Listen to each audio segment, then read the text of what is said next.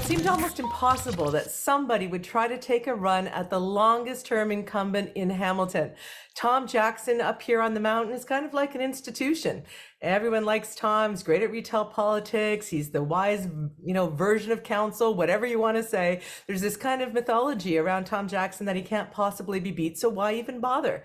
Well, as someone who lives in his ward, I've often felt that I wanted to have an option for somebody else to vote for because some of Tom's policies I don't think are good for our city, especially not where our city is going in the future. And I was excited to talk to this particular challenger to Tom Jackson because as I was driving up Upper Ottawa, right near my home, I kept seeing his signs. And after election of only seeing Tom Jackson signs, I thought, I got to talk to this guy. So welcome to the OShow, Chris Slye. Thank you so much for having me. I appreciate your time. So I'm a little concerned about some issues that might seem hyper local to our ward here in Ward 6, but actually I think they have ramifications for things like maintaining our urban boundary. And so I think this is a conversation more broadly for the city to pay attention to because Tom has a lot of influence and some of the policies he's put out there are concerning to me. But before we get into that and what your plans are, why are you doing this? Like, why do you think you have a shot at Tom Jackson's seat?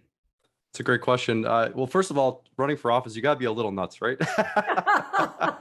Especially in this town, let's be oh honest. man, putting yourself out there, putting your name on signs, it's definitely an experience. But I'm doing it because personally, I've been active in politics in the city for a little while, and I've been knocking on doors in past federal and provincial elections. And it really does seem to me that people are really struggling out there to make ends meet, to find affordable housing. There's just a lot of unresolved issues that you could see that have compiled over the decades. As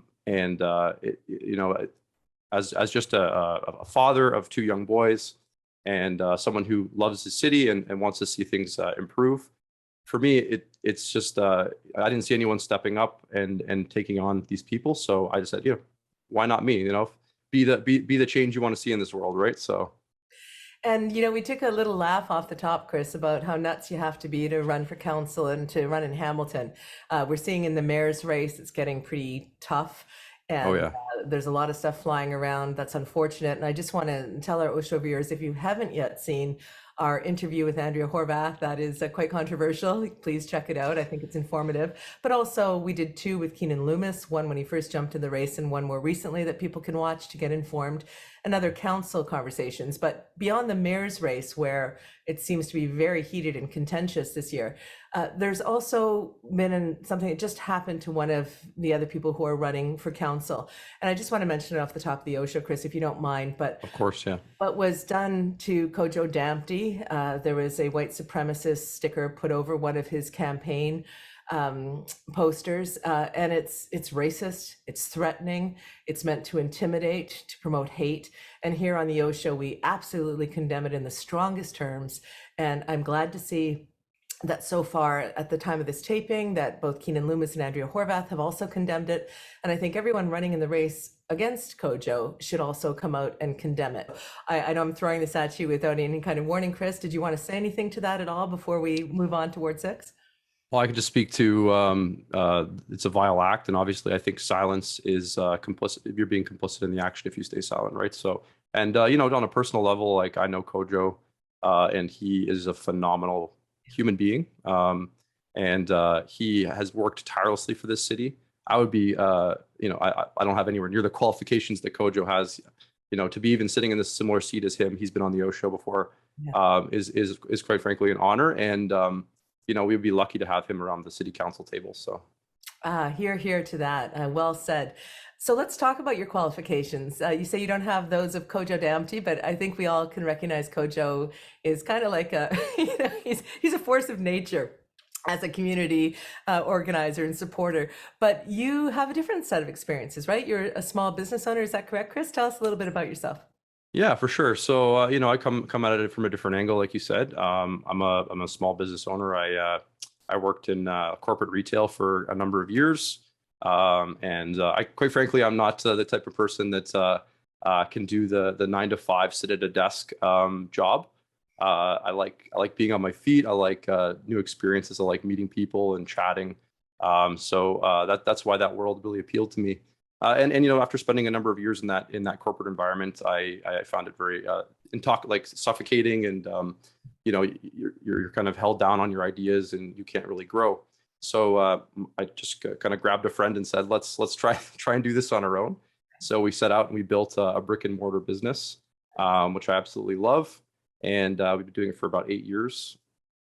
And basically, what's lovely about it is from the beginning, you have to put this vision out there of something that people don't see themselves, and you have to be so passionate about it, explain it to people, and get them excited about it, and then they're starting to come along on the journey with you, and you have to follow through on that vision as well and show them that it wasn't just all talk, right? So it's nice to see that kind of unfold over time, and to have people go, wow, okay, yeah, no, this is something real.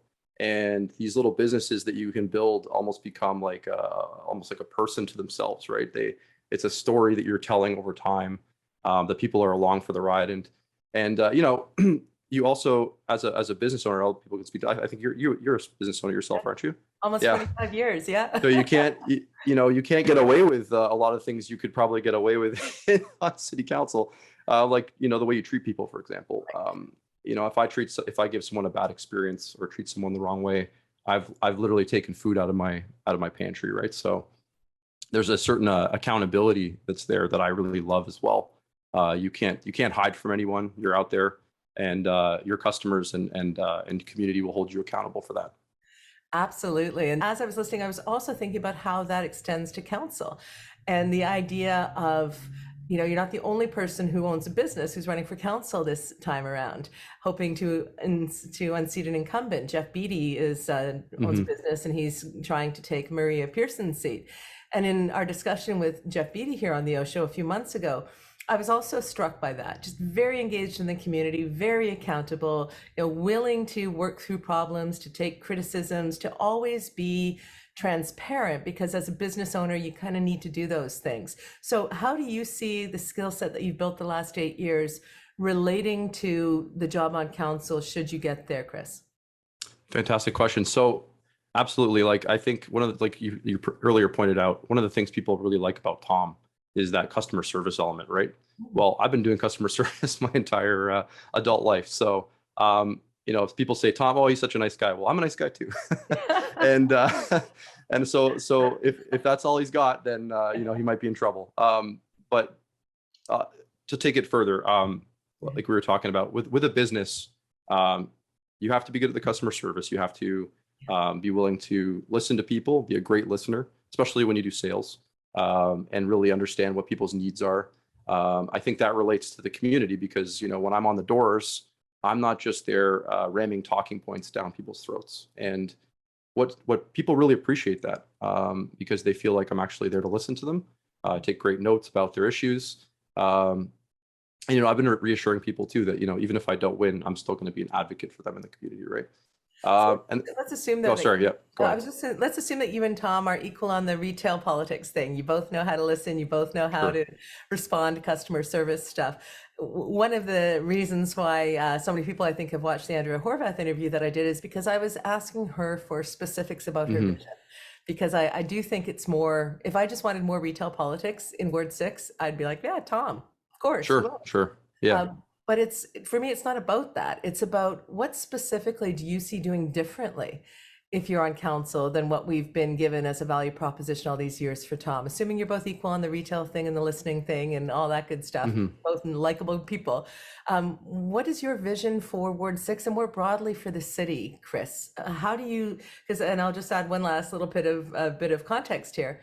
One of my issues with Tom over the years was that I felt that he would sometimes pit the mountain against the downtown. He would make comments like the mountain's getting tired or whatever. Or he would have an off ramp to LRT and use that kind of language. Like sometimes I felt like his vision for Ward 6 did not encompass the greater good of the entire city. And that frustrated me. I didn't want that artificial divide. I feel like you can live up here and work downtown and it's all one big city. Yeah, that's entirely true, I think. And just to finish up on the previous element there, part of being a business owner, and I think how it relates to an effective city council member, is setting clear goals for your business. Otherwise, if you don't set hard, clear goals for your business, you don't see growth, you don't move forward, right? And I think that's what's been really missing in Ward 6. Like, if Tom's focus has been on just Ward 6, I quite frankly don't see it. And it looks to me like, and residents are seeing this too, like the lack of goal setting and the lack of transparency with what his vision is for Ward 6. And whether that's in, how he's placing erratic speed bumps in neighborhoods with no real effective overhaul plan for that. The residents are unclear about why those are going there and where they're going, when they're going to be expecting new ones to come in. That all speaks to just, I think, that lack of vision and a lack of a plan. So how am I going to be different from Tom? That's a big question. I think anyone who watched the debate will see we're very different on some pretty major issues. So I definitely think, like, let's be real. Nobody uses the city in wards, right? So I was chatting with some friends about this. Nobody's like, oh, I think I'll go out for dinner tonight. I better stay in Ward 6, right? I can't go to Lime Ridge Mall. It's in Ward 7. That's not really supporting my ward, right? Like, it's kind of silly, right? So to say that we have to have a vision for the whole city. Yeah. I love going downtown. I have friends down there. It's wonderful. There's great restaurants. There's great people. It's a great environment. So I think, and tons of mountain residents do too. So to say that people don't do that, it would be, I think, crazy. And to say that people aren't going to benefit from the LRT, I think that's also crazy. In the debate, like, a couple of pivotal issues came up. Like, we're talking about environment and climate emergency. And I thought one of those big wedge issues that Tom and I kind of, it showed the very different way that we look at things, was the Red Hill Expressway and expanding the Red Hill. And for him, it's just a no-brainer. Let's expand it, right? Let's keep making the roads wider and wider and wider. And I said, no, how can we do that when we're declaring a climate emergency? And the LRT is another great issue. Tom was against the LRT. He did eventually come around, but his preference would have been more buses or a rapid busing system. And I think that also lacks a certain vision as well for the city as well, right? I'd like to see us start planning the next link on the LRT while we're building the first one, right? Sorry, go ahead. Yeah. No, you finish up. I'll say, yeah. I think if we're actually going to tackle this climate crisis, we need to look at how do we get more cars off the road, not how do we make more spaces for cars. Well, let's go to that, because I think there's an intersection between that issue about climate, getting cars off the road, and also climate in terms of not extending our urban boundary, right? And so I live not too far from the Upper Ottawa and Fennel location.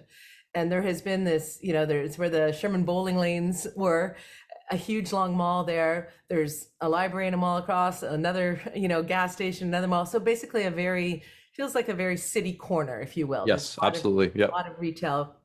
There's access to a pharmacy, all kinds of stuff right there. And it just was my assumption that going on that corner would be an apartment building, because we need desperately to have gentle density in our city. We have to, in order to maintain the urban boundary, build up, whether it's in-law suites, adding that or whatever, we have to build. There's just no way that we can just do single family homes or townhouses, I don't think, and possibly meet the growth that we have in terms of housing that we need to do in this city. So I was shocked when Tom was like, no, townhouses only for that location. If we're going to create a community where people don't have to drive, where people can access all the things that they need, that is a perfect corner for a building. And there's another apartment building not too far down the street, I think at Gage there as well. So why do you think Tom is not for that? Do you think that he lacks vision when it comes to how do we actually maintain our urban boundary? How do we leverage what's available in Ward 6 in order to protect our environment and do the right thing? That's great. And I could have said that better myself. It is puzzling.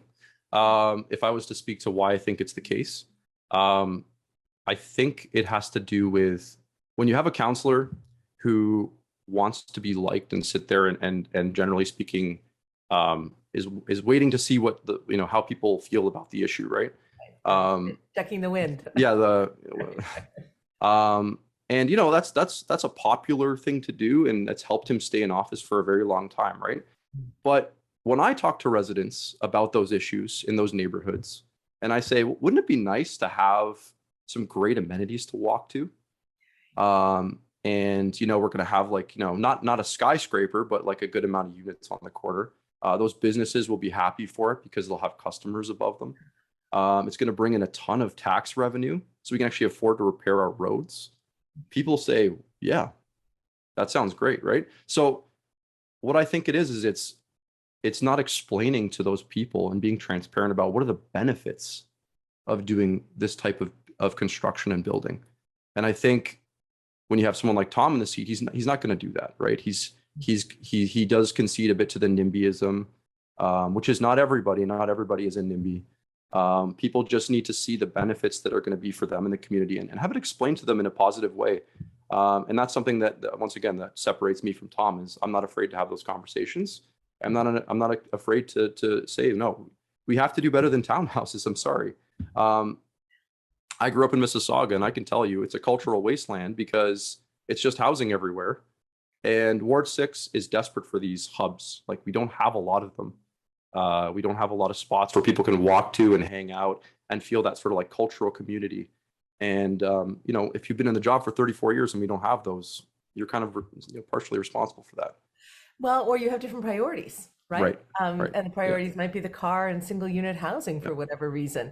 Yeah. And maybe you're trying to please a different constituency.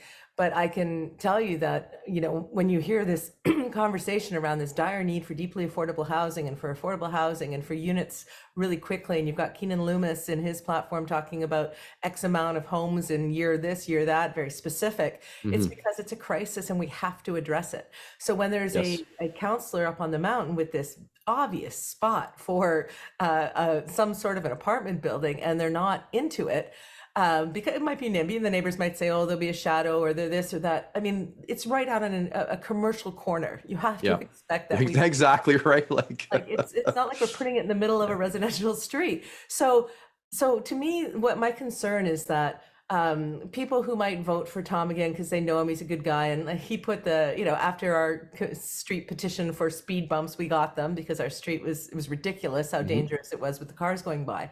But that was a kind of a one-off, and we talked to Tom, and we had to, there wasn't really a bigger strategy. It was just us pushing for it. Well, and if I could interlude for just a quick second, that is another issue I've heard on the doors a lot is, if you put the work in and you do the petitions and you can get some small changes in your neighborhood. Right. Where's the proactive planning, right? So one of my key action items, if I can get into council, would be to mimic what they've done in wards 8 and 3 and have a comprehensive audit and analysis of all the neighborhoods and roads in our ward, because residents deserve a plan that makes sense and not just random speed bump placement to appease people that are putting petitions through, right? And I'm not saying those petitions are bad or they're not wrong. People are right to put those things through, but we need to prioritize and give people a sense of like understanding about where we're going. We can communicate to them, okay, next year we're doing these spots. The year after we're doing these areas. We're doing it throughout the entire neighborhood, not just one road. So people don't just adjust their routes and speed on different roads, right? So I think that just also speaks to the lack of planning that's been going on. Yeah, because what you were saying earlier, even about that kind of hub. So some of us like to go downtown. Some of us go to different wards. We have cars, we have access, whatever. Some people, though, just want to be able to live and work and be in an area. When I think of other successful communities and other cities that I visit, you pretty much, or even Paris. Paris, great example, yeah. You know what? Like everyone should be 15 minutes from everything they need for a city to be truly thriving, right? And environmentally friendly as well and all the rest of it. So the fact that there's a lack of those plans and that even with the speed bumps, it's kind of like these one-off things. I feel like Tom is perpetually campaigning. He's always in campaign mode. What do you need? I'm listening. What do you need? I'm listening. As opposed to leadership mode, which is to say, here's my vision for the ward. Here's my vision for dealing with some of the larger issues that are affecting our city. It seems as though he likes to go along with the popular ideas around the council table. He likes to play the role of senior statesperson who makes everybody get along, but it doesn't result in a better Ward 6. It hasn't gotten any better in all the years that I've lived up here. So I think we do need that kind of vision going forward. But let me ask you this question, Chris. Sure. With the 7 people leaving council that have left, including the mayor, And with all the talk of change coming, what do you say to the argument that, well, you better keep Tom there because, somebody's got to anchor this new ship so it doesn't kind of careen off the edge of the world or whatever the fear mongering is. What's your answer to that, to being at that chair instead of having our longtime statesman person there? Sure. It's I think it speaks to people want a bit of stability. I think like at least they feel that way.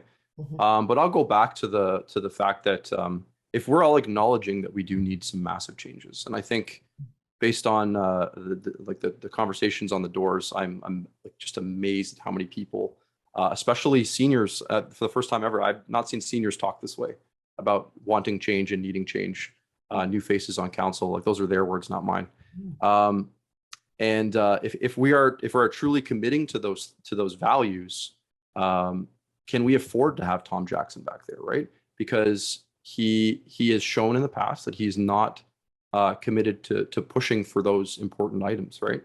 So I don't think a leader is necessarily about like tenure or how long you've been there. Me coming into a fresh council, yeah, there's going to be a massive learning curve, I think, for all these councilors, right? But we have a tremendous city staff at City Hall that works tirelessly and does amazing work, and I have full confidence that I can get up to date in no time and start pushing for some of these things.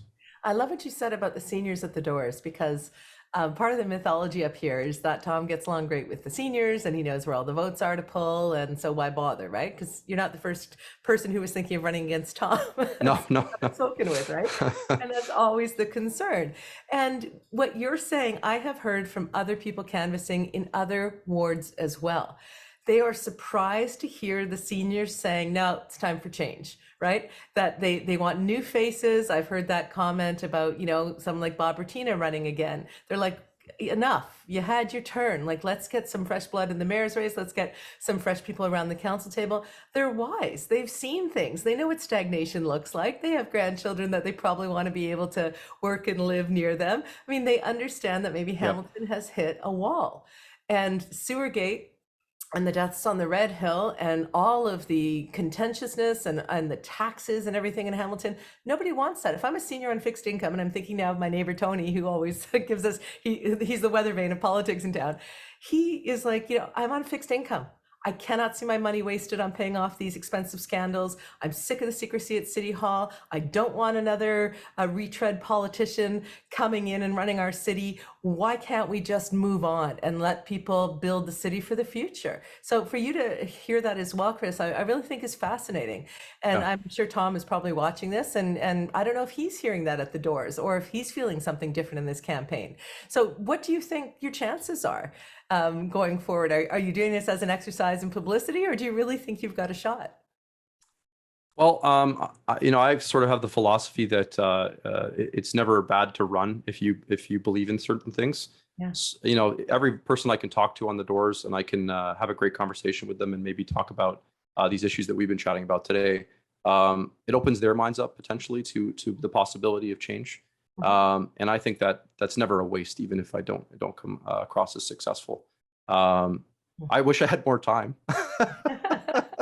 you know my body is starting to say, well, it's good that it's only 2 more weeks, but my heart is saying I wish I had more time, more runway, because I'm so energized by the conversations I'm having, and I quite frankly did not expect it to be going as well as it's going, and to have people stopping me and saying thank you for running. It's nice to have an option this time. Yes. And yeah, it's just I wish we had more time to knock on every single door and to meet everybody in the ward, because I do think that's what it's probably going to take, and it doesn't seem like there is enough time left. But like I said, I'm gonna go all the way to the end. I'm gonna give it everything I have, and I'm not gonna be outworked, that's for sure. It seems to me, as an observer of politics in this town for 25 years, like you, I'm not from Hamilton by birth, right? But I'm very engaged in the city. And I look at it and say there seems to have been a real change since the TV debates, especially in the mayor's race, where there's kind of this, okay, you know what? There's an option for change. Let's do it. This is the time to do change. And I'm not sure, but that might end up also picking up as a wave some candidates like yourself who are change candidates running against long-term incumbents. But you know what? If you're going to vote for a mayor that represents change, for instance, maybe you also vote for councillors who represent change. I mean, why not give this city a fresh start? We had Alex Wilson on. He's running against incumbent Arlene Vanderbeek. And Alex is great, isn't he? Oh my yeah, gosh. he's great. And he's Yeah. doing surprisingly well there as Yeah. well against an incumbent, right? And some of what he talked about was he said to me, you know, we can't expect the people who made the mess to clean it up. And so I think that if you look at this past weekend, Thanksgiving weekend Spectator, it was about trust being broken on Sewergate and Red Hill. I mean, we're a population who in the last term of council was traumatized by our city Yeah. leadership and betrayed. And so I don't think that's gone away. And so maybe there is going to be a wave of change that will also bring to council candidates like yourself Well, and who, I think, yeah, to your point, like people have been reading that in the newspapers, seeing it in the media, and people like yourself, you have to thank, you know, for being fearless journalists and not letting people off the hook, essentially, and most importantly, not allowed it to become a 2 to 4 week news cycle. You know, right. it's stayed in the public eye. It's stayed an important issue.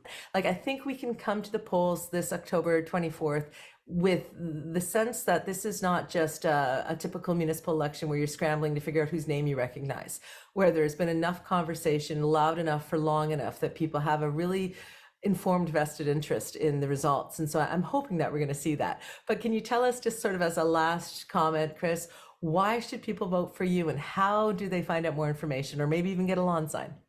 Yeah, great. Slyforhamilton.ca. That's the easiest way to request those things and learn a little bit more about myself and all my platform issues. Why should you vote for me? Well, I'm a strong advocate for public housing. I think we didn't get a chance to unfortunately talk about housing. There's Go for it. It's a very, so very many big. more fun things to talk about, right? No, But no, please address housing because it's a huge issue. We talked about it a little bit in terms of gentle density, but not enough. So please. yeah, of course. I think it's important that we make a stand and statement that says out loud, we can't just rely on the market to fix our housing crisis, and we need strong city council members that are going to be actual advocates for adding public housing as opposed to just maintaining the status quo. So that's a pledge that I'm making to put forward a motion to put a task force on building up more public housing stock for our city. I had the pleasure of taking the Acorn rent evictions tour. I've spoken to hundreds and hundreds of renters on the mountain, and let me tell you, in the past few years, the amount of properties that have been purchased in Ward 6 and on the mountain as investment properties, it's striking. Like, so I think we need to also unroll that landlord licensing program so we can start collecting some accurate data on who these landlords are. Are they big companies? Are they small landlords? Let's start to figure that stuff out so we can start holding some of these people accountable. And actually, we can't address these issues if we don't have accurate data first and foremost, right? And you know, as a business owner, the idea of someone having sort of like an unregistered, unlicensed business that they're running without any sort of like accountability or any like anyone checking in on them, it's very strange to me. So, I think a lot of smaller landlords would be very supportive of that. I don't think the big corporate landlords would, but Well, it's our community, though, right? We need to know who's got what and why. yeah, And exactly. part of the solution and address the crisis. There has been more people on the mountain who are living rough than I have ever seen. They're at intersections. They come up to my car all the time. I see them when I'm running through the woods. I mean, we have to get people into housing and we have to work on it as a community. And yeah, so to have properties here that are sitting and, you know, and no real accountability there, I'm thrilled that you've made that pledge. And I think it also goes to Chris with the idea of, I don't know, I don't really recall, and maybe I'm wrong, but I don't really recall Tom making a lot of pledges about doing things differently and doing evidence-based stuff and all that. He seems to be more about, you know, what's happening around here, how do I weigh in, how do I please the people who vote for me? And that might have been all fine and good, but that's politics of the past, right? And we need to fix our city going forward. Well, and he sits on the city Hamilton Housing Board, so Right. And when he found out about some issue, I think it was around a lack of air conditioning or something, he said, I'm going to, I forget the words he used, but and I thought to myself, well, aren't you on the board? Haven't you been there for 30 years? Like, how is this a shock? I find it very hard to take when seasoned politicians who brag about their experience on the housing file think that they're suddenly going to have the solutions to housing. If they had them, they should have put them in place years ago. Right? I think it's been a failed file. So I'm glad that you raised that, Chris. And we finished this term with less units than we started. Just to Really? put that, that's embarrassing, right? Yeah. Say that again. We finished this term of council. We will finish this term with less units than we started with. That's madness. Yeah. That's just mad. I think Cameron brought that up in his debate with Jason Farr. Thank you so much, Chris. And what's your website again? It's slyforhamilton.ca. Okay, well, good luck, Chris. Your lawn sign on my lawn, along with Keenan Loomis's, because I think that you represent change, and I'm excited to see if we can really move this city forward. So thank you for. Thank you. I think we're going to get a great turnout this election. Like I said, I've been knocking on doors for federal and provincial elections, and you can tell when it's going to be a bad turnout. Yeah. I think we're going to get a good turnout this time. I think people are excited. Well, I think we all feel that we have an opportunity, right? And if we blow it, then we're going to have to wait a long time to get this kind of momentum again. So I wish you all the best. And for other progressive candidates out there who are stepping up against these long-term incumbents and not believing the myth that they can't be beaten, Alex, Jeff, yourself, and others, thank you so much for your service to Hamilton and for being on the OShow. Thank you, Laura, for your time. Appreciate it.